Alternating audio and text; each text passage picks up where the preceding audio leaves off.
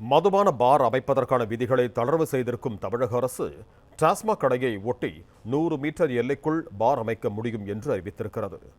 கூடுதல் விவரங்களோடு இணைகிறார் எமது செய்தியாளர் மகேந்திரன். வணக்கம் மகேந்திரன், உங்களிடம் இருக்கும் தகவல்களை சொல்லுங்க. டாஸ்மாக் மதுபான கடைகள் அருகே பார் அமைப்பதற்கான விதிகளில் தளர்வு மேற்கொள்ளப்பட்டிருக்கிறது. தளர்வு செய்து அரசாணையானது வெளியிடப்பட்டிருக்கிறது.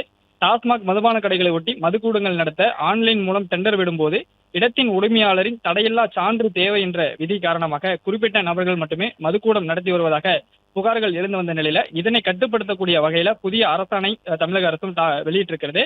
இந்த புதிய அரசாணை மூலம் இனிமேல் மதுக்கடையை ஒட்டி 100 மீட்டர் எல்லைக்குள் மதுபான கூடம் அமைக்க முடியும் என்று தெரிவிக்கப்பட்டிருக்கிறது. மேலும் 15 சதுர மீட்டர் குறைந்தபட்ச அளவு என்பது 20 சதுர மீட்டர் என்று மாற்றப்பட்டிருக்கிறது.